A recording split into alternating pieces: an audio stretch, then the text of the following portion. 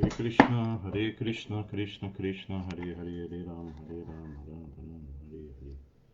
Hare Krishna, Krishna Krishna, Hare Hare, Hare Ram, Ram Ram, Hare Hare. Hare Krishna, Krishna Krishna, Hare Hare, Hare Ram, Ram Ram, Hare Hare. Hare Krishna, Krishna Krishna, Hare Hare, Hare Ram,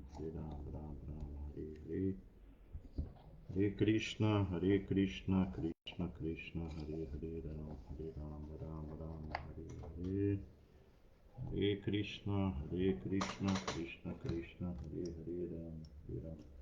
Ram, Ram, Hare Hare. Hare Krishna, Krishna Krishna, Hare Hare, Hare Ram, Ram, Hare Hare. Hare Krishna, Krishna Krishna, Hare Hare, Hare Ram, Ram, Hare Hare. Hare Krishna, Krishna Krishna, Hare Hare, Ram, Ram, Hare Hare. Bom dia a todos, minhas mais humildes reverências, todas as glórias de Srila Prabhupada. Eu peço desculpas pela demora, mas aqui na cidade de Petrópolis acabou a luz e aí agora só foi restabelecida nesse momento. Então, vamos dar prosseguimento à leitura do Chaitanya Charitamrita. O capítulo é o capítulo 7, que é intitulado O Senhor Chaitanya sobre os 5 aspectos.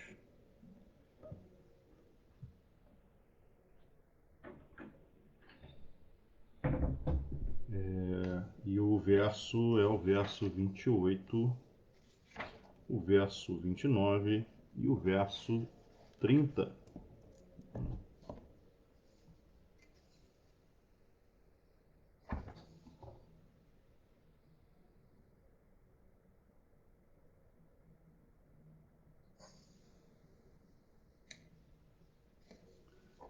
Jaya Jaya Sri Chaitanya Jaya Nityananda. Jaya Jaya Sri Chaitanya Jaya Nityananda. Jaya Dvaita Chandra Jaya Gaura Bhakta Vrinda. Jaya Dvaita Chandra Jaya Gaura Bhakta Vrinda.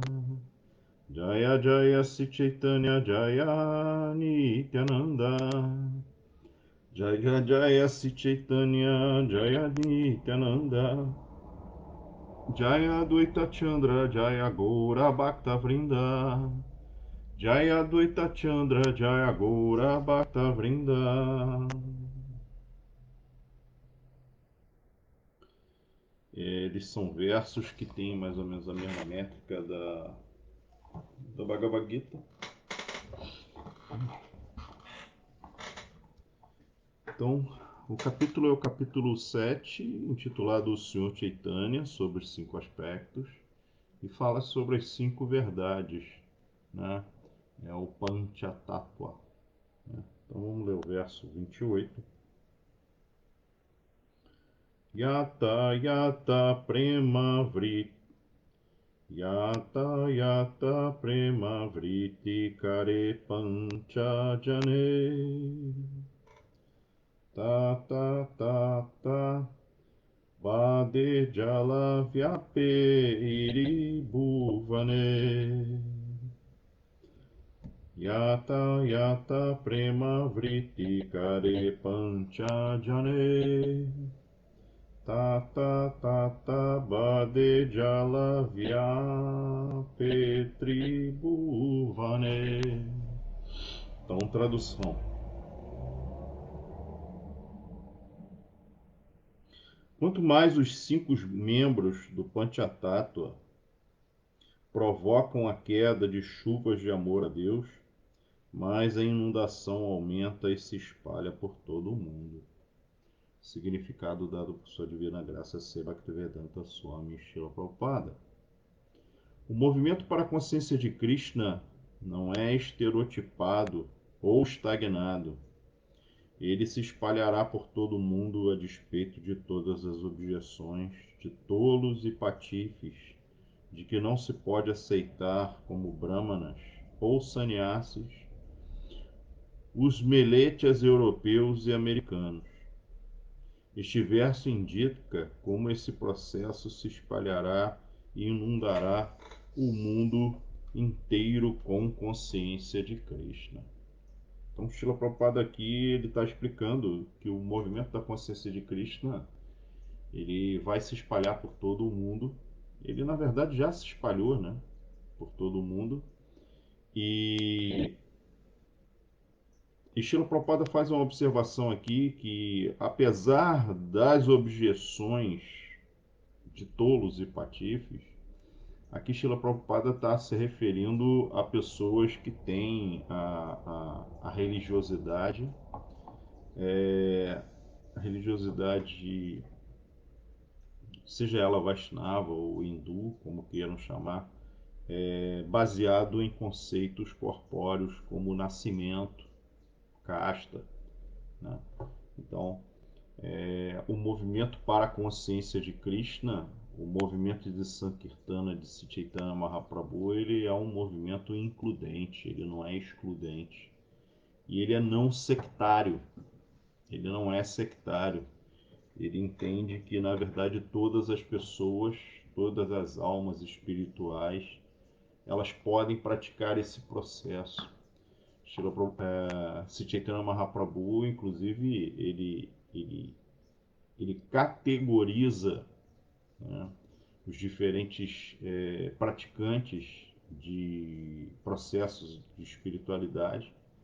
Ele situa, assim como as escrituras, que os brahmanas estão no topo, mas quando ele trata sobre Vaishnavas, ele diz que os Vaishnavas eles são algo à parte. Um Vaishnava ele está muito acima de um Brahmana, né? A gente vai observar muito isso na Bhagavad Gita, né? Na Bhagavad Gita, Krishna ele vai tratar sobre diferentes tipos de transcendentalistas, né? Krishna ele vai tratar sobre aqueles que estão no processo adármico, que não são transcendentalistas, esses aí estão completamente à mercê dos modos da natureza material e do seu karma. Mas aí Krishna ele vai explicar sobre aqueles que praticam karma kanda, né, que estão entrando no processo de vida espiritual, ou seja, através de regras e regulações, né, através de praticar o desfrute sensorial ou o desfrute desse mundo baseado em certas regras que são estabelecidas pelos Vedas, né? Então, qual é o objetivo? É gradativamente ir purificando a consciência dessa pessoa para que ela possa estar para que ela possa estar apta a praticar os processos que vêm após, né? Karmakanda, propriamente dito, não é um processo de busca da transcendência. É um processo, na verdade, de você purificar a sua consciência através da prática de regras e regulações. Então você vai praticar ali. Krishna ele vai explicar para Arjuna que ali, isso é ali no começo, né? Bem no começo da Bhagavad Gita, né? Ali no capítulo 2, no capítulo 3, ele vai explicando que tudo bem, se tem desejo de desfrute ali, faz de forma regulada e vai elevando a consciência. Mas Krishna ele depois ele dá uma outra fórmula, né? Ele vai dar uma outra fórmula, que é Niskama Karma Yoga, né? Que é você praticar o processo de karma, né? Ou, na verdade, está diretamente ligado ao Dharma, porque se você realiza ações apenas para o desfrute sensorial e sem seguir regras e regulações, sem seguir as injunções védicas, você está praticando ações adármicas e que vão ter uma consequência muito grave para você. Então, Krishna ele recomenda que se siga as instruções védicas, né? E aí é o que se chama propriamente dito o Swadharma, que é o Dharma prescrito para aquela situação específica.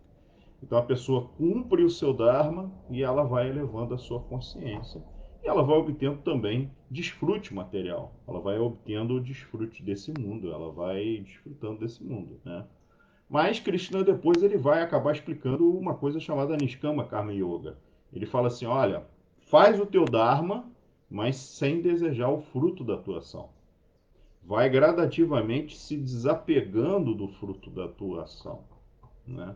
Você vai desapegando gradativamente até que você consiga se desapegar totalmente e aí você pratica o Dharma sem visar as consequências, né? Apenas para praticar o Dharma.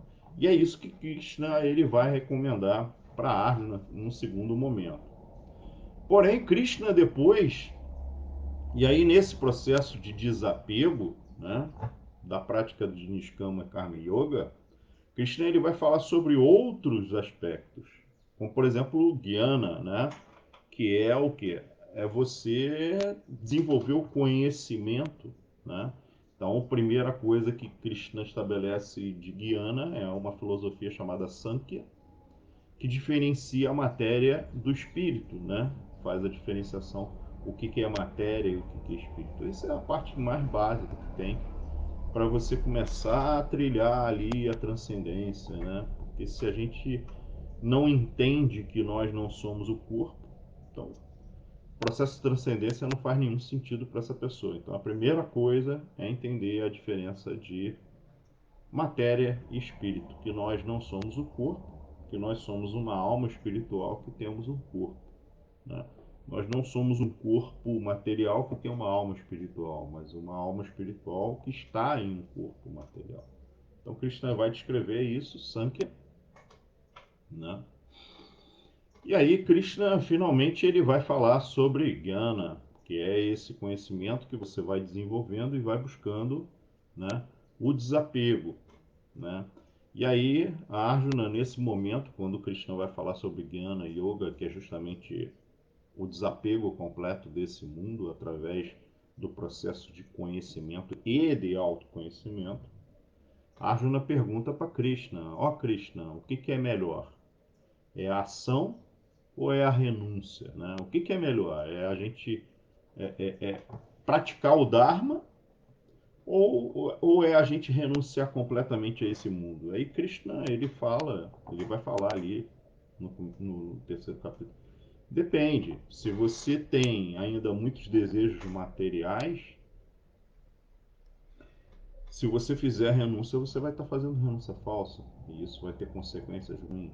Então aí ele recomenda a Niskama Karma Yoga, que é o desapego, né? Praticar o processo de karma, desapegando do fruto. Mas lá na frente, Krishna no processo de Jnana, ele vai falar que a pessoa ela vai praticar o processo de desapego completo desse mundo, né? E de renúncia desse mundo. E aí ali ele descreve ali o processo de Ashtanga Yoga, né? Que é o processo gradual de elevação da consciência para a transcendência, né? E que é concentrar a mente, né? Entender que a gente de fato realizar que nós não somos o corpo e nos conectarmos ali com o Paramatma, que é esse aspecto de Deus que permeia tudo e que está dentro de nós, junto com a gente, né? Junto com a nossa alma espiritual, né? Então é um processo que vai seguindo e vai se elevando, mas a partir ali do sexto capítulo, do sétimo capítulo da Bhagavad Gita, Krishna ele vai fazer uma outra revelação assim que é fantástica, né? Krishna ele fala que além desses processos de elevação gradual, existe um processo que é o processo direto, né? É um processo direto. Qual o processo é esse? É Bhakti Yoga, que é o processo do serviço devocional. Ou seja, o que Krishna começa a explicar para Arjuna é que existem todas essas regras e regulações, existe todo esse processo de desapego do mundo e etc. Mas Krishna ele vai explicar para Arjuna que existe um processo que ele é mais direto, em que a pessoa ela compreendendo né? Todo aquele processo de se desapegar do mundo e ir fazendo meditação e etc., em última análise, é para a pessoa compreender que o Tattva, que é a verdade suprema, é Krishna. E Krishna é Swayam Bhagavan, ele é a origem de todas as encarnações. Que ele não é um avatara, ou seja, que ele não é apenas um avatar, ou seja, alguém que veio do mundo espiritual para o mundo material. Mas ele é o avatari, ele é a origem de todos os avatares. Então, para a pessoa que por algum motivo, e normalmente por causa da misericórdia de Krishna, compreendeu que Krishna é a verdade absoluta, que ele é Swayam Bhagavan, para esses, o processo recomendado é o processo direto, que é o processo de Bhakti Yoga. Porque todos esses outros processos de Ashtanga Yoga, de Karma Yoga, de Jnana, todos esses processos, eles têm como único objetivo conduzir a pessoa para que ela possa compreender que a verdade absoluta é Krishna e que o verdadeiro Dharma, é, a verdadeira posição da Jiva, né? Jivera Swarupa Raya, a verdadeira forma da Jiva, é Krishnera Nityadasa, que é de servo eterno de Krishna. Então, para aqueles que por algum motivo já receberam essa misericórdia, o processo ele é direto. Então, se Chaitanya Mahaprabhu, né, o que ele traz para esse mundo é o processo direto. Porém, existem pessoas que acham que o processo natural é esse processo gradual. Talvez seja para elas. Mas para aquele que já compreendeu que Krishna é Deus, o recomendado é o processo direto. É o processo de Bhakti Yoga. E aí, se Chaitanya Mahaprabhu, ele vai explicar que o processo de Bhakti Yoga, ele envolve, né, vários elementos, né? Esse processo que Chaitanya Mahaprabhu ele explicou, ele foi sistematizado e descrito por um discípulo de Chaitanya Mahaprabhu chamado Rupa Goswami, e ele escreveu um livro chamado Bhakti Rasamrita Sindhu. Ali são descritos os diversos aspectos da prática de Bhakti Yoga, né? E uma das coisas que é muito enfatizado por Sri Chaitanya Mahaprabhu é que para a prática de Bhakti Yoga não é necessário ter nascimento elevado, não é necessário você nascer num país específico, não é necessário que você tenha, que você nasça numa região específica, não é necessário que você seja de um gênero, né? Ou seja, homem ou mulher especificamente. Ele é um processo para todas as pessoas, sejam elas indianos, americanos, homens, mulheres, brancos, negros, indígenas, é para todas as pessoas, né? Então, esse é um processo para todos. Então, se você já compreendeu que Krishna é Deus, o processo é o processo de Bhakti Yoga, né? E aí é o movimento de Sankirtana de Chaitanya Mahaprabhu, né? É o movimento de Sankirtana. San, juntos. Kirtana, canto, canto, né? Kirtana é o canto dos santos nomes de Deus, os santos nomes de Krishna, né? É o cantar do Mahamantra Hare Krishna é o principal dos processos, né? E principalmente cantar juntos, é o canto congregacional. Isso Vishwanatha Chakravarti no Bhakti Rasamrita Sindhu Bindu, que é um resumo do Bhakti Rasamrita Sindhu de Rupa Goswami, ele vai explicar isso também, né? Ele vai explicar que o canto congregacional ele é mais eficiente do que o próprio cantar sozinho do Mahamantra Hare Krishna. Por isso que os devotos eles precisam se reunir, de preferência em um templo, para cantar juntos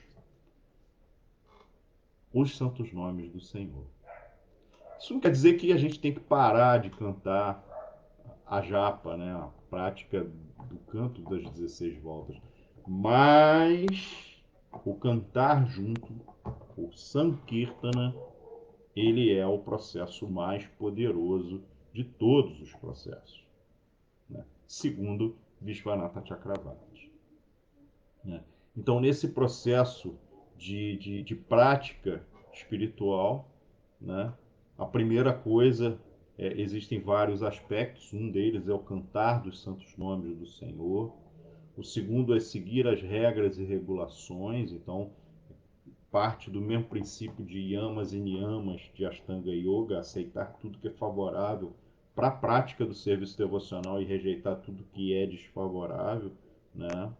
E é o canto congregacional, né? A adoração à deidade. A adoração à deidade é algo que é importante e essencial para a prática de Bhakti Yoga. A adoração à deidade é importante e essencial para a prática de Bhakti Yoga, porque é a deidade que nos dá a referência. E no processo de Bhakti Yoga, o que nós estamos fazendo é restabelecendo uma conexão com Krishna.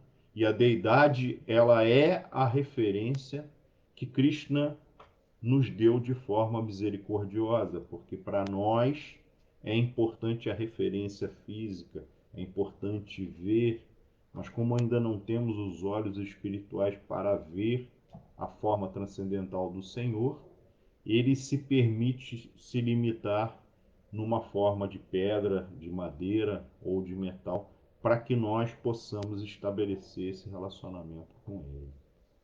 E aí algumas pessoas podem perguntar: poxa, mas isso não é idolatria? Não, não é idolatria. Por quê? Porque essas formas, elas não são formas que foram inventadas. E elas também não são formas temporárias. Elas são formas eternas do próprio Senhor. Isso tudo já existe na transcendência. Então, é uma referência, né? Ah, mas a deidade ela é só como uma fotografia, é só para ter uma referência? Não. A deidade é a própria manifestação de Deus ali presente. Então, a gente tem que cuidar da deidade, a gente tem que adorar a deidade, a gente tem que oferecer alimentos para a deidade.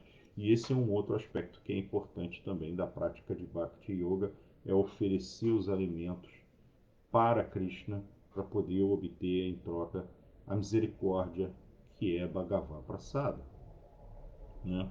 Então, Chaitanya, o que Srila Prabhupada está explicando aqui é que, na verdade, o movimento Hare Krishna ele não é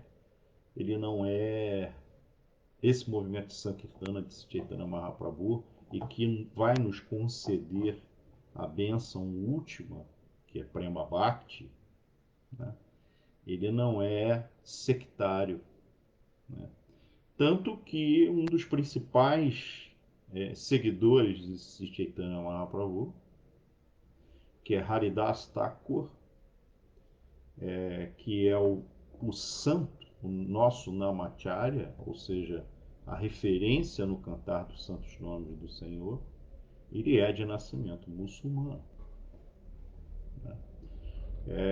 Srila Bhaktivinoda Thakur também explica isso numa obra dele chamada Jaiva Dharma. Ele explica que isso é independente do nascimento, né? Existe um capítulo lá em que há um grupo de muçulmanos, eles são de muçulmanos de nascimento, e eles se associam aos Vaishnavas de uma região ali específica chamada Godruma, né? E aí uma pessoa que está lá presente, que é um brahmana de casta, ele protesta contra isso. Ele fala que os muçulmanos eles são sem casta. Como é que um sem casta ele pode praticar o processo mais elevado? E aí, Vaishnava Dasa, que é um personagem ali do livro de Srila Bhaktivinoda Thakur, ele vai explicar que o processo de Bhakti ele não está ali dentro do processo de elevação gradual que é descrito nos Vedas. O processo de Bhakti ele é transcendental e ele é à parte. Aquele processo de elevação é para compreender que é Krishna, enquanto que aqueles muçulmanos já tinham compreendido que Krishna é Deus. E, portanto, eles podem praticar o processo mais elevado. Então é isso que Srila Prabhupada fala aqui, né? Então vamos ler os outros dois versos. Né? Os outros dois versos é Mayavadi karmanista kuta kikagana nindaka pashandiyata paduya adama seisaba mahadaksha dana palaila se vanyata sabare chunite narilam. Então, a tradução é: os impersonalistas, trabalhadores fruitivos, pseudológicos, blasfemadores, não devotos e os mais baixos entre a comunidade estudantil são muito peritos em evitar o movimento para a consciência de Krishna. E por isso a inundação de consciência de Krishna não pode os atingi-lo. Então, o significado dado por sua divina graça a C. Bhaktivedanta Swami Srila Prabhupada. Assim como filósofos mayavadis no passado, tais como Prakashananda Sarasvati de Benares, os impersonalistas modernos não se interessam pelo movimento para a consciência de Krishna do Senhor Chaitanya. Eles não sabem avaliar este mundo material, consideram-no falso e não podem entender como o movimento para a consciência de Krishna pode utilizá-lo. Vivem tão absortos em pensamentos impessoais que consideram ponto pacífico que toda variedade espiritual ela é material. Por desconhecerem qualquer coisa que esteja além da sua falsa concepção do Brahma Jyoti, não podem compreender que Krishna, a suprema personalidade de Deus, é espiritual e por isso está além da concepção de ilusão material. Sempre que Krishna encarna pessoalmente ou como um devoto, esses filósofos mayavadis tomam-no como um ser humano comum. Condena-se isso na Bhagavad Gita. Avajanati manmudam manushantanum ashritam param bhavam ajananto mama bhuta maheswaram. O Krishna fala lá, é lá no 9º capítulo, né? Os tolos zombam de mim quando desço sob a forma humana. Eles desconhecem minha natureza transcendental e meu domínio supremo sobre tudo que existe. Há também outras pessoas inescrupulosas que exploram o aparecimento do Senhor, fazendo-se passar por encarnações para enganar o público inocente. Uma encarnação de Deus deve passar pelo teste das afirmações dos Shastras e, além disso, executar atividades incomuns. Não devemos aceitar qualquer patife como encarnação de Deus, senão que devemos pôr à prova sua capacidade de agir como a suprema personalidade de Deus. Por exemplo, Krishna ensinou tudo a Arjuna no Bhagavad Gita, e Arjuna, por sua vez, aceitou como a suprema personalidade de Deus. Mas para a nossa compreensão, Arjuna pediu ao Senhor que manifestasse sua forma universal, para assim verificar se ele era realmente o Senhor Supremo. De modo semelhante, deve-se pôr à prova uma suposta encarnação de Deus segundo os critérios padrão, para evitar de ser desorientado por uma exibição de poderes místicos. É melhor examinar uma das supostas encarnações de Deus à luz das afirmações dos Shastras. Os Shastras descrevem Chaitanya Mahaprabhu como uma encarnação de Krishna. Sim, isso está no 11º canto do Srimad Bhagavatam. E existe também uma outra referência a Sri Chaitanya Mahaprabhu em uma dos Upanishads. Portanto, caso alguém queira imitar o Sr. Chaitanya e afirmar ser uma encarnação, deve mostrar evidência dos Shastras sobre seu aparecimento para comprovar sua reivindicação.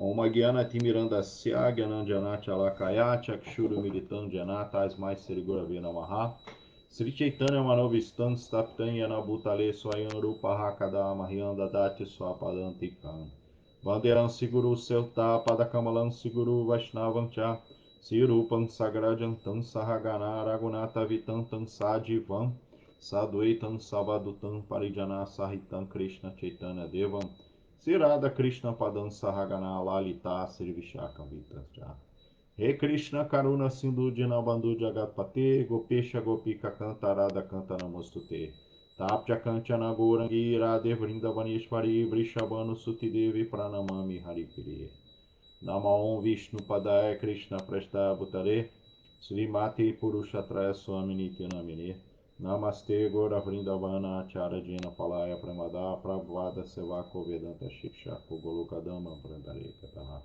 Nama Om Vishnu Padaya Krishna Prashtaptare Srimati Bhaktivedanta Swami Nityanamine Namaste Sarasvati Devi Gauravani Pracharini Nirvishesha Shunyavadi Pashachade Shatarine Vanchakalpatarubhyacha Kripasindubhyacha Patitanam Pavanebhyo Vaishnavebhyo Namo Namaha Jai Sri Krishna Chaitanya Prabhu Nityananda Shri Advaita Gadadara Shivasadi Gaura Bhaktavrinda Hare Krishna Krishna Krishna Hare Hare Hare Rama Rama Rama Hare Hare. Então, um verso é: os impersonalistas, trabalhadores fruitivos, pseudológicos, blasfemadores, não devotos e os mais baixos entre a comunidade estudantil são muito peritos em evitar o movimento para a consciência de Krishna. Por isso, a inundação da consciência de Krishna não pode atingi-los. Esse aqui é um ponto que é interessante. A misericórdia de Krishna, o movimento de Sankirtana, de Sri Chaitanya Mahaprabhu, ele está aí para todo mundo, ele é não sectário, né? Ele é distribuído amplamente para todas as pessoas, né? Todas as pessoas elas têm acesso a esse movimento para a consciência de Krishna, têm acesso às escrituras, ali, né, o Srimad Bhagavatam, né? Tem acesso à Bhagavad Gita, porém, nem todas as pessoas elas vão conseguir receber essa mensagem. Nem todas as pessoas vão conseguir, apesar do movimento ser não sectário, nem todas as pessoas elas vão conseguir compreender essas lições. É uma frase que é muito utilizada, né? O movimento para a consciência de Krishna, ele é para todos, mas não é para qualquer um. Por quê? Porque o próprio Krishna, ele fala na Bhagavad Gita, existe uma parte disso tudo que é muito mística, né? Krishna, ele fala na Bhagavad Gita: eu nunca me revelo para os tolos e para os menos inteligentes. Para eles eu vou estar sempre encoberto pela minha energia ilusória. Então, esse conhecimento está aí, ele é amplamente distribuído, mas assim, a pessoa ela vai pegar aquilo ali, e mesmo que ela leia ali um livro, se ela não tiver o adhikara, ou seja, se ela não tiver a qualificação, ela não vai compreender o que está escrito ali, ela não vai compreender as lições, porque ela ainda está muito voltada para ela, né? Eu vou contar para vocês assim, dar o meu testemunho pessoal sobre isso, né? Eu, antes de ser devoto de Krishna, eu pertencia eu tinha uma outra pertença, também ligado à parte espiritual oriental, né? Eu era discípulo da mesma escola de Paramahansa Yogananda, a Self-Realization Fellowship, né? Já tinha recebido Kriya Yoga, já tinha recebido lá os mantras, as coisas todas. E um dia eu achei um Bhagavad Gita de Prabhupada na casa da minha mãe e comecei a ler a esse Bhagavad Gita de Srila Prabhupada na casa da minha mãe, né? Depois eu acabei comprando um outro Bhagavad Gita, né? Quando eu estava na Self-Realization. Isso ali foi em 95, 94, 95, né? Aí comprei um Bhagavad Gita para mim e eu li esse Bhagavad Gita, mas tentei ler umas 3 vezes. É esse Bhagavad Gita aqui que está comigo até hoje, né? Esse Bhagavad Gita eu obtive antes de ser devoto, né? E aí eu pegava o Bhagavad Gita e começava a ler o Bhagavad Gita e, sinceramente, eu não entendia absolutamente nada do que estava escrito aqui. Nada, nada. A minha mente não conseguia, a minha inteligência não conseguia absorver o que estava escrito aqui na Bhagavad Gita. Não conseguia. Eu não conseguia ligar as coisas com a outra. E eu misturava as palavras de Krishna baseado naquilo que eram outros conceitos que me eram fornecidos lá na Self-Realization. Então eu não conseguia encadear os conhecimentos. E foi assim durante mais ou menos 2 anos. E aí, em 1997, eu vi um devoto aqui em Petrópolis. O nome dele é Pundarika. E esse devoto, ele pregou aqui em Petrópolis durante... Ele teve um programa aqui em Petrópolis por mais de 9 anos, que ele cuidou sozinho. E aí um dia eu vi ele com uma japa na mão, né? Um saquinho de japa na mão dele. Eu vi aquele saquinho ali e falei assim, o que que machucou a mão? Aí ele falou assim, não, tô cantando japa. Aí eu, você tá cantando mantra aí? Aí ele falou assim, tô cantando mantra. E qual é o mantra que você tá cantando? Ele, é o Mahamantra Hare Krishna. É o mantra Hare Krishna, Krishna Krishna, Hare Hare, Hare Rama, Rama Rama, Hare Hare. Aí eu, que bacana, que legal. E vem cá, o que que esse mantra aí faz? Porque assim, lá na Self, né, onde eu pertencia, cada mantra ele tem uma finalidade específica. Então você canta o mantra para uma coisa, você canta o mantra para outra coisa. E aí ele falou assim, olha, esse mantra faz várias coisas. Várias coisas. Mas uma das coisas que esse mantra faz é aumentar a inteligência. Aí na mesma hora a minha mente fez assim, como é que é? Ele aumenta a inteligência? Aí ele, aumenta a inteligência. Sério? Aí ele, sério. E eu posso fazer isso também? Ele, claro, você pode fazer isso. Aí ele me deu uma japa e falou para mim assim, olha, começa a cantar o Mahamantra Hare Krishna e aí você dá a volta na japa.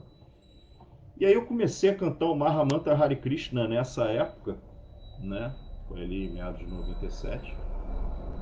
No primeiro dia eu cantei uma volta, no segundo dia eu cantei 2 voltas, no terceiro dia eu cantei 3 voltas. Eu fui aumentando uma volta por dia, no final de 2 semanas eu estava cantando 16 voltas de japa.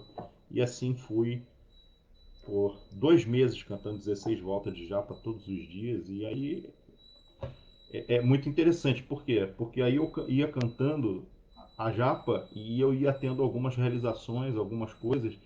E uma das coisas que ficou muito forte, que eu lembro disso, é que eu ficava todo dia eu cantava a minha japa de manhã cedo, aí cantava também na hora do almoço, e aí no final do dia, quando acabava o expediente de trabalho, eu estava ansioso para encontrar o Pundarika para conversar com ele sobre Krishna.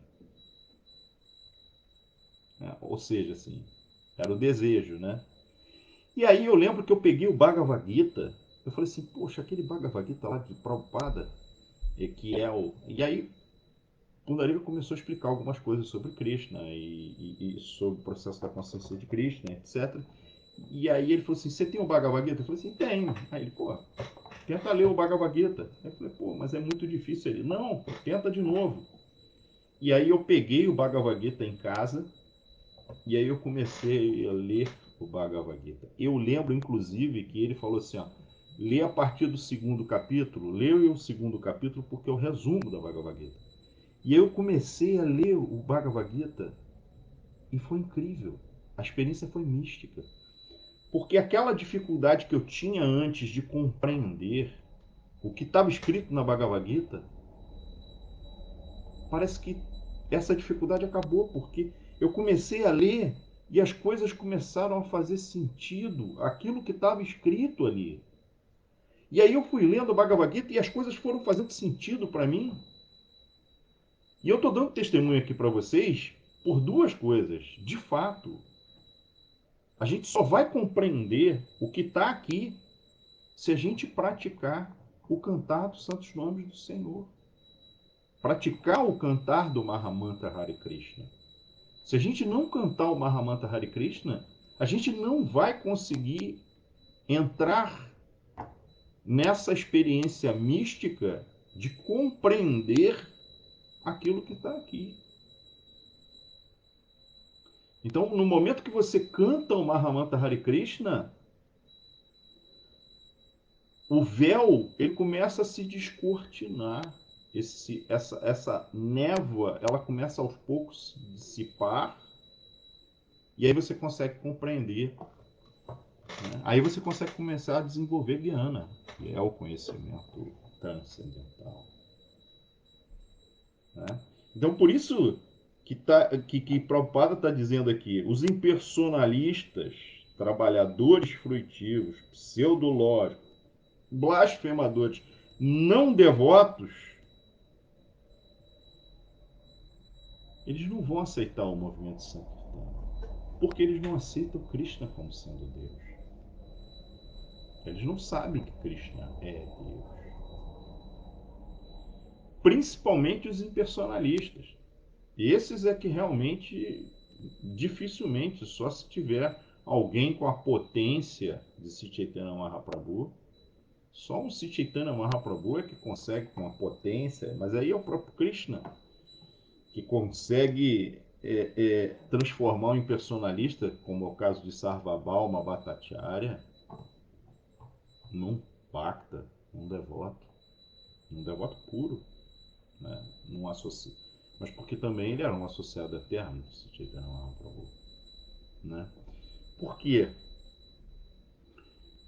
Porque os impersonalistas, assim, Krishna ele vai explicar, né, que uma das coisas que rouba a inteligência, que rouba essa inteligência espiritual, é o desejo de desfrute desse mundo material. Então a pessoa, ela buscando desfrutar desse mundo material, ela vai gradativamente, ela vai se encobrindo com essa energia material, os modos da natureza material, né?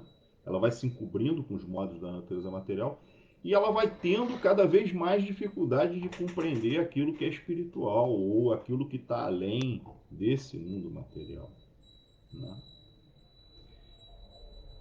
Mas aí os impersonalistas, esses transcendentalistas, eles também estão nessa? Estão. Por quê? Porque apesar deles estarem tentando se situar em Sattva-guna, Sattva-guna também é um modo da natureza material. E aí ele encobre a consciência, né?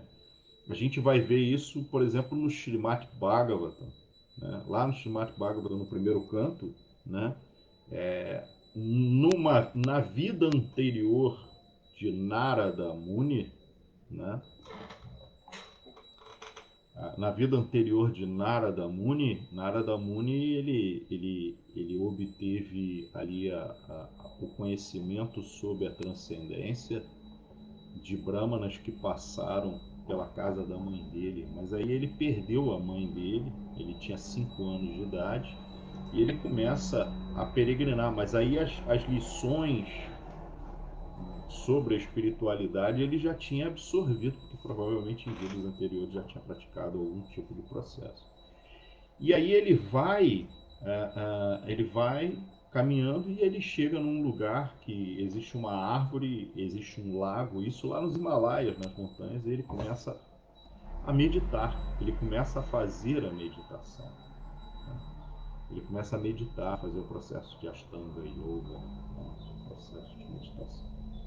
E aí, num determinado momento, ele é ainda um menino, ele tem a visão, ele vê Vishnu, ele consegue ver Vishnu, ele consegue ter a percepção direta de Vishnu. Só que essa visão que ele tem, ela é temporária, ela é só ali curto período. Ele vê e aí logo depois ele não tem mais essa percepção direta. E ele fica muito desesperado, porque né, ele viu a própria verdade absoluta. E aí ele continua insistindo para tentar ter aquela visão, para tentar aquela visão. E ele vai, por muito tempo ele vai insistindo e ele vai ficando frustrado. E quanto mais ele medita e ele não consegue, mais determinado ele fica em obter aquela visão. E a determinação dele para ver Vishnu novamente, para ter a percepção direta, era mas tão profunda, que Vishnu falou para ele nos ouvidos dele, falou: ó Narada, a visão que tu tiveste de mim, você não vai ter mais nessa vida. Você não vai mais conseguir me ver nessa vida. E aí ele explica que ele deu ali para Narada Muni uma amostra grátis. A gente recebe muito isso, a gente enquanto Bhakta, como devoto, né? A gente tem muitas pequenas realizações assim, são as misericórdias que Krishna dá para gente, né? Por quê? Porque Krishna fala, o conhecimento acerca de mim eu dou na medida da tua rendição. Então, à medida que ele percebe esse impulso, essa necessidade de buscar a Krishna, né? Krishna ele vai recompensando e vai incentivando, não é que ele dá na mesma medida, né? Na verdade, ele dá até mais do que a gente precisa, mas para quê? Para a gente ter um estímulo, né? Para a gente, opa, peraí, é isso? Então ele fez isso com Narada Muni. Mas aí ele explicou para Narada Muni que naquela vida ele ainda não ia obter essa visão, porque ele ainda estava influenciado por Sataguna, que é o modo da bondade. E aí Narada Muni continua praticando esse processo, né? E aí, no final, ele acaba obtendo um corpo espiritual. Né? O corpo de Narada Muni ele não é um corpo material. Tá? Narada Muni é um devoto puro e o corpo dele é de natureza espiritual, apesar dele estar aqui nesse mundo material. E porque o corpo dele é espiritual, ele consegue transitar entre o mundo material e o mundo espiritual assim, sem nenhuma barreira. Né? Então, essa coisa de Sattva-guna também é um impeditivo para compreender.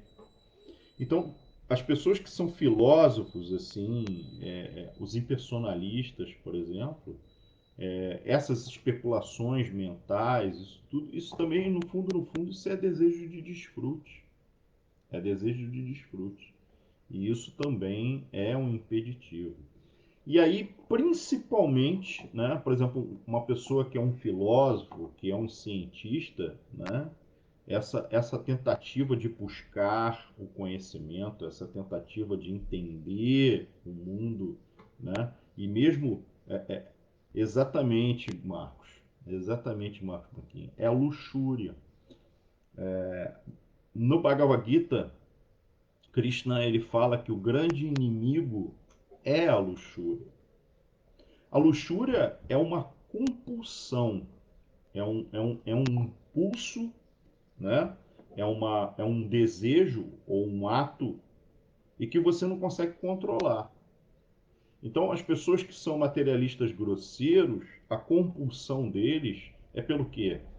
É por sexo, é por viajar, é por comida, é por família, é por acumular coisas. Isso é a luxúria, é aquele impulso descontrolado. Ela não consegue se segurar, né?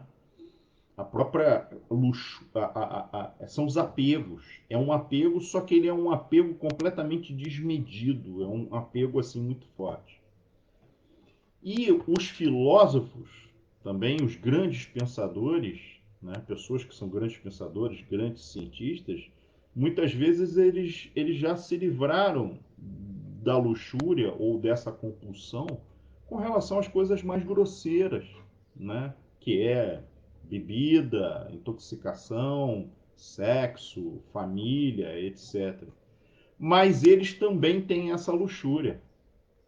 É a luxúria pelo quê? Pela especulação mental, por todo esse emaranhado de conhecimento ou né? Você vai ver ali a pessoa que pratica isso, aqueles debates filosóficos e tudo, você vê ali, é desfrute material. É desfrute material. Né? Mas para esse ainda há alguma esperança. Para esse ele ainda pode receber ali, de repente vai chegar para ele ali a misericórdia de Krishna, né? Mas para o impersonalista isso é um pouco mais difícil. Por quê?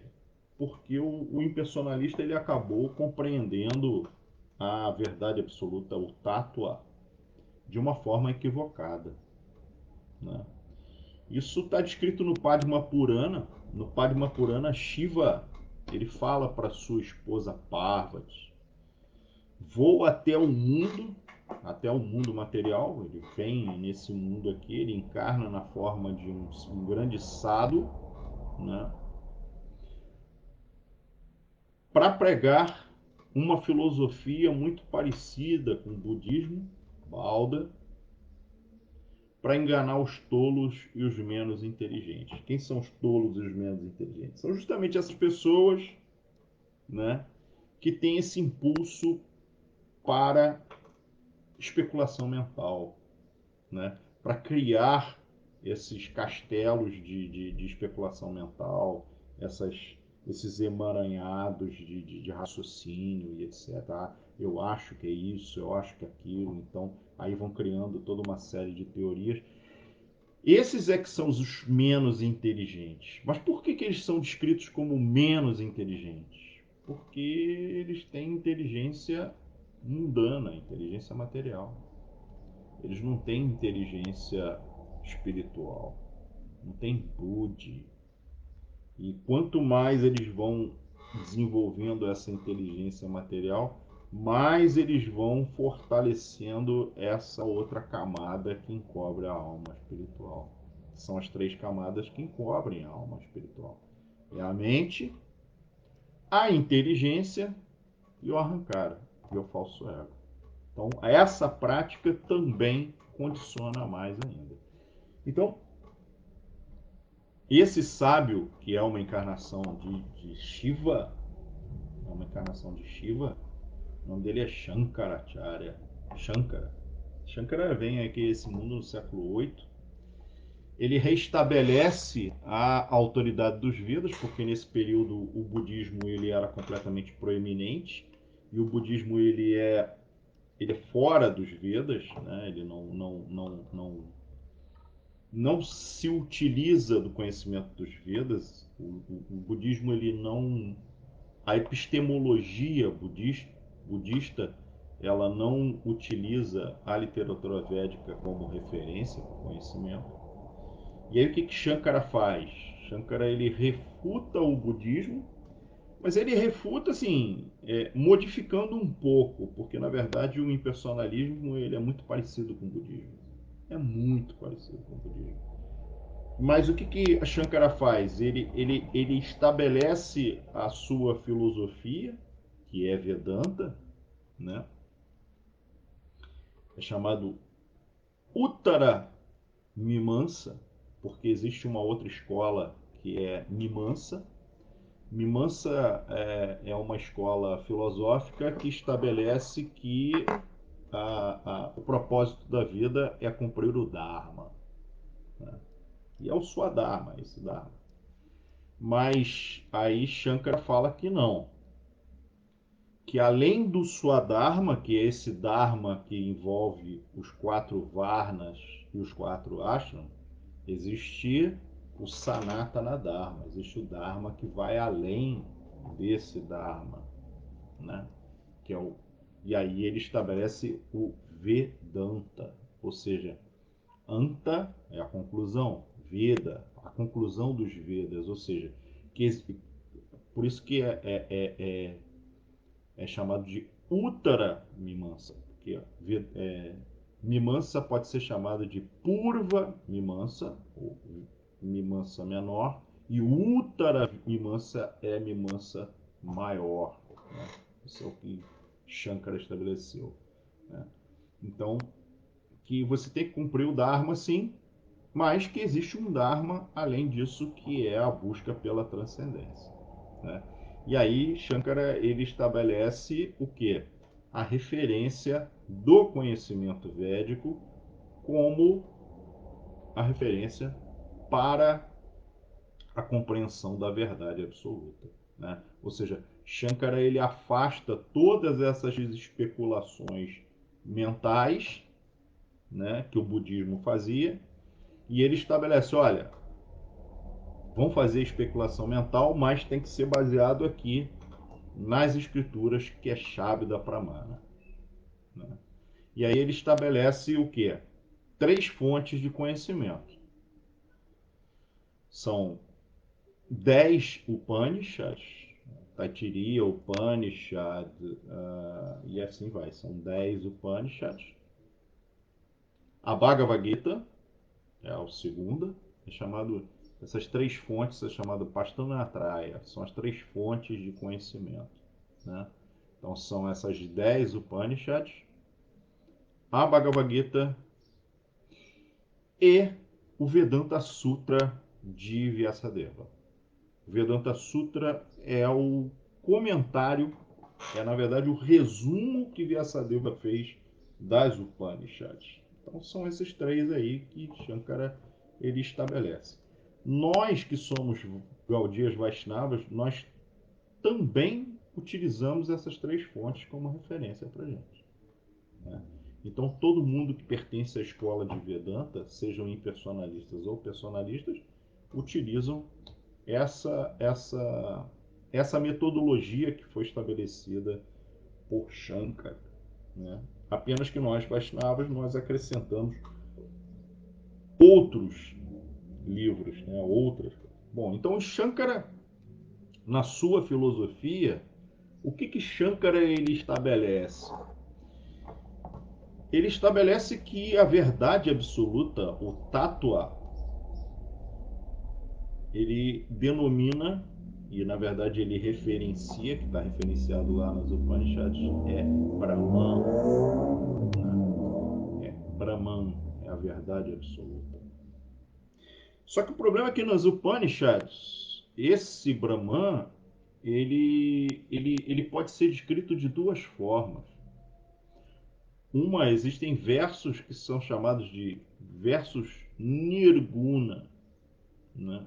Nirguna, que estabelece um Brahman, um Brahman sem qualificações, ou seja, é aquele que é, mas que não tem forma, é aquele que não pode ser visto, é aquele que não pode ser nominado é aquele que é sem qualificações, né? É chamado Nirvishesha Brahman, né? Nirvishesha. Porém, existem versos também no Brahman, nas Upanishads, que estabelecem que esse Brahman pessoal ele é saguna, ou seja, que ele tem qualidades, que ele tem suas qualidades, né? Então, existem versos que falam que aqueles que têm visão espiritual, eles conseguem ver o Brahman. Isso aí contraria o conceito de Nirvishesha, é o Savishesha Brahman, né? O Brahman com qualificações. E aí o que Shankara ele faz para poder ficar de acordo com a sua filosofia, né? Com a sua teoria? Ele estabelece que os versos que são Nirguna, eles são literais. É o que está escrito ali. O que está escrito ali é a verdade. Porém, os versos Saguna, que são aqueles que estabelecem Brahman com qualidades, eles precisam ser interpretados. Aí, assim, ou seja, os que são Nirguna, eles são literais. Os que são Saguna, não é bem assim, então precisa. Está dizendo isso, mas. Ou seja, aquilo que é conveniente para mim, para minha teoria, é literal. Aquilo que não é conveniente, isso aí eu tenho que interpretar, né? E isso é o que se chama modernamente de desonestidade acadêmica, né? Mas poxa, como é que poxa, mas é o Sr. Shiva e então Shankara. Não, isso é um grande arranjo que foi feito pelo Sr. Shiva justamente para confundir essas pessoas. O Sr. Shiva é um devoto puro, Shankaracharya é o próprio Sr. Shiva, ele é um devoto puro, né? Mas ele utiliza esse tipo ele se utilizou desse tipo de subterfúgio para confundir essas pessoas que têm essa tendência à especulação mental e que elas especulassem mentalmente somente dentro dali do quadradinho que ele estabeleceu, que é o Paschanastra, né? Então, assim, a gente tem que tomar cuidado também para não ofender Shankaracharya, porque Shankaracharya é o próprio Senhor Shiva e Shiva é o mais elevado dos Vaishnavas, né? Nesse mundo material. Então a gente tem que tomar cuidado para não ofender.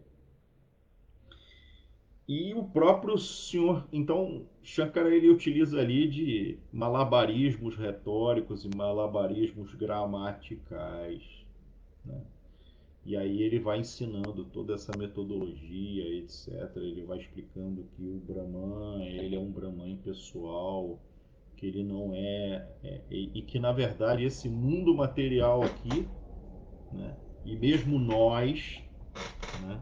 Todos nós e esse mundo material, isso é tudo ilusório, que só existe Brahman. Só existe Brahman e esse Brahman é um Brahman impessoal sem qualificação, ok? E que esse mundo aqui ele não existe e que na verdade nós, essa existência ela é ilusória e que no fundo nós somos Brahman, esse Brahman impessoal também, né? Então, qual é a meta da vida para eles? É você acabar com a ilusão e voltar a ser Brahman.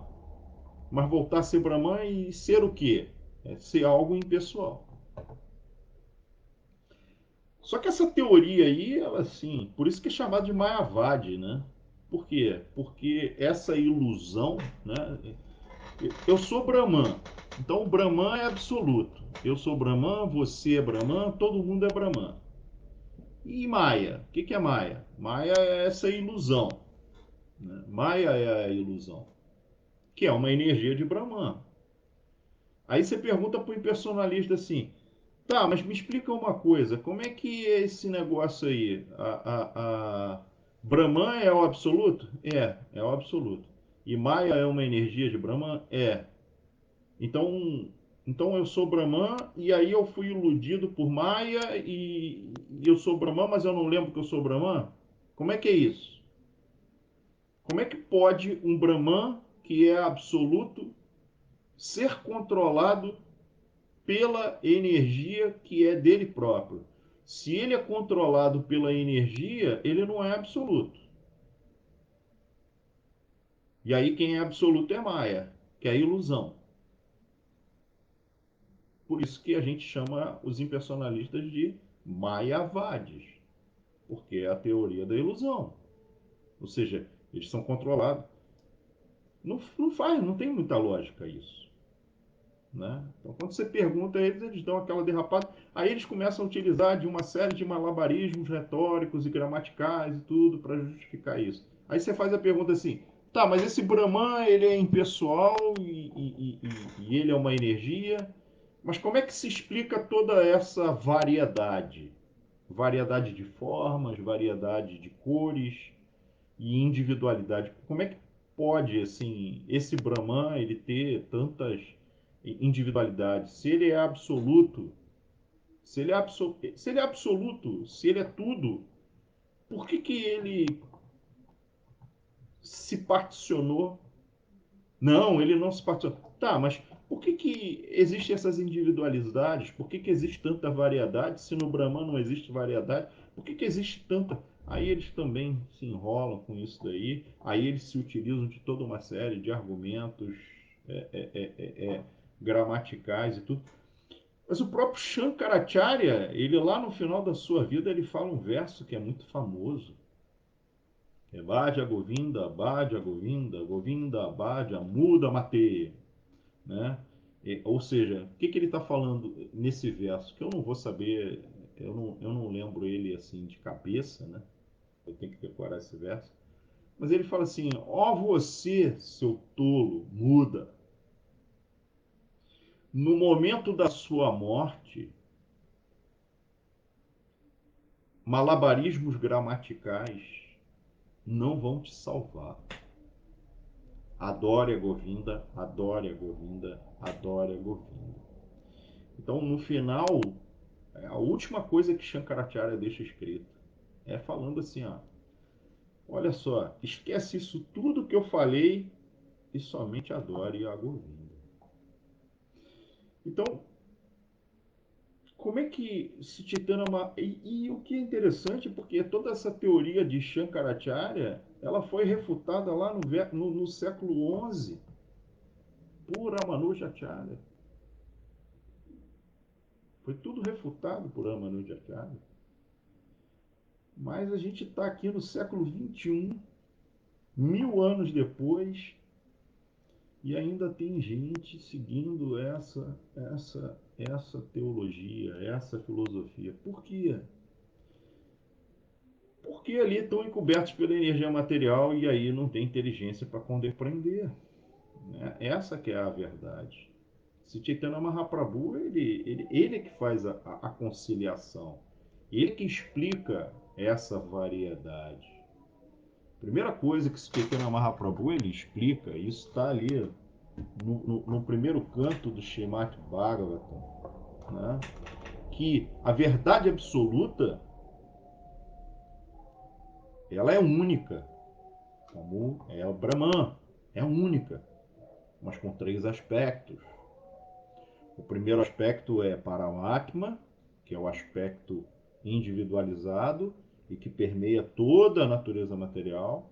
O segundo é o Brahman, é o Brahma Jyoti, que na verdade é uma refulgência, é uma energia, e que todo esse mundo material que a gente está vendo aqui não é que ele é ilusório, ele é uma transformação de Brahman.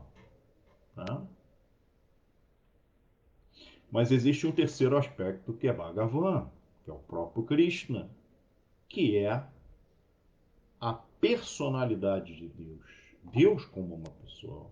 Então Deus ele pode ser uma energia, que é o caso do Brahman, que os impersonalistas aceitam, mas ele pode ser o Paramatma, que é essas partículas de Deus individualizadas que permeiam toda a natureza material, né? Mas ele também é Bhagavan. Ele é uma pessoa suprema que está à parte disso tudo e que tem a sua vida própria, mas que está controlando isso tudo. Então esse Chaitanya Mahaprabhu é que faz essa conciliação, né? E que toda essa variedade, né? E que aquilo que é proeminente não é o impessoal, o que a tendência é para a individualidade. Krishna é individual, as jivas são individuais, as expansões de Krishna são individuais. Então, essa variedade, diferente daquilo que os impersonalistas apregou, a variedade ela é natural. A homogeneidade é que não é natural, que não é normal. Então, é um outro aspecto, né? Então, eu já vou ficando por aqui. Então, na verdade, o que que acontece? Quando aqui nesse verso está dizendo que os impersonalistas, os trabalhadores fruitivos, os pseudológicos, os blasfemadores, os não devotos, eles não vão conseguir receber ainda essas bênçãos do serviço devocional. Por quê? Porque eles ainda estão muito encobertos por todo esse desfrute material em Sattva-guna, né? Então aí é muito difícil para eles compreenderem. Então por isso que a gente tem que tomar cuidado assim para não ficar dando para eles argumentos para eles ofenderem, né? Essa é uma das ofensas que a gente deve evitar, né? Instruir um infiel acerca das glórias do cantar do santo nome do Senhor, né? A gente ficar explicando essas coisas às vezes para essas pessoas, o que você vai fazer é dar para eles argumentos para eles ofenderem. Porque eles já têm lá aquela lógica deles, né? Então não é assim. Para essas pessoas o que a gente tem que fazer é dar praçada. Dar praçada, dar associação, cantar o Mahamanta Hare Krishna. Esse é o processo. Tá bom? Então eu vou ficando por aqui porque eu já me estendi bastante, 12 minutos além do tempo que eu teria, né? Então, muito obrigado pela oportunidade. Todas as glórias a Srila Prabhupada. Marcelo Magalhães, no mundo espiritual a diversidade é sem dualidade. No mundo espiritual a diversidade é sem dualidade. E seria mal entendido desse ponto é que existem os impersonalistas. Eu não estou entendendo muito bem a tua pergunta, Marcelo. O que acontece é o seguinte: no mundo espiritual existe muita variedade. Existe até mais variedade do que aqui. Só que a diferença de lá para aqui é que lá todos são conscientes de Krishna. Todos sabem que existe Deus. Tudo gira em torno de Deus. Enquanto que aqui, apesar da diversidade, tudo gira em torno do próprio ego, em cima do próprio umbigo. Então as pessoas... Essa que é a grande diferença, né? Então lá existe muita variedade. Agora, existem os impersonalistas, no fundo, né? O impersonalismo ele existe porque pessoas que são muito inteligentes, a última coisa que falta para elas é que alguém diga para elas, sabe o que que é? Você é Deus. Então, assim, para uma pessoa que tem um ego enorme, que se acha assim muito inteligente, que se acha assim o máximo do máximo do máximo, a última coisa que ela gostaria de ouvir, não, o que ela mais anseia por ouvir e que vai satisfazer esse ego dela é que você é Deus. Então, é uma ilusão, né? A pessoa pessoa está vivendo completamente para ela. Eu sou realmente incrível, eu raciocino muito bem, eu sou fantástico, eu sou muito inteligente. E às vezes é realmente uma pessoa muito inteligente, vive de uma forma muito simples ali e tudo. Mas ali ela já se desapegou das da compulsão pelas coisas mais grosseiras, né? Então, é aquela pessoa muito inteligente, mas que vive de forma simples, está totalmente satagona, mas ali está desfrutando da sua própria inteligência, né? Está desfrutando da sua própria existência. Aí ela começa a olhar para os outros assim: olha, eu vivo assim muito bem, eu sou, eu sei de coisas que eles não sabem. Aí começa a ter ali aquele ar superior, etc, né? E aí, de repente, ela descobre uma filosofia em que ela descobre que, na verdade, ela é Deus. Que é, na verdade, o impersonalismo é isso, né? É aquela história assim, eu sou Brahman e você é Brahman. Mas eu sei que eu sou Brahman, você ainda não sabe. Então, mesmo ali entre os Brahmanes, tem um que é superior ao outro, né? Isso aí é a última cartada de Maia, né? É uma ilusão danada. A pessoa acha que ela é Deus. Não é Deus. Mas não é mesmo. O próprio yogi que pratica o processo de Ashtanga Yoga, muitas vezes, quando ele consegue entrar ali em Samadhi, ele consegue ter acesso ao Paramatma, ele às vezes ele se confunde ali e ele, em vez de entender que é o Paramatma, ele acha que aquilo que ele acessou ali é ele. Aí ele acha que ele é o Paramatma. Não é. Aí ele acha que ele é Deus. Isso é muito comum, os yogis indianos assim muito avançados assim que já vieram a esse mundo várias vezes, eles acham que são Deus mesmo. Alguns são charlatões, sabem que não são Deus, eles sabem realmente que não são Deus, e estão aqui só para enganar, para pegar dinheiro dos outros, né? Mas tem os outros assim que o cara realmente acha que ele é Deus, né? E aí, ou seja, isso é uma disfunção, né? Psíquica, né? Imagina a pessoa achar que é Deus, né? Não está controlando nada e acha que é Deus. Né? Recentemente veio aqui no Brasil uma figura aí, uma pessoa aí que é até de uma de uma linha que ele diz que é Vaishnava, né, e tudo, e lá entre os discípulos dele ele fala que ele é uma encarnação de Vishnu, né? Não é.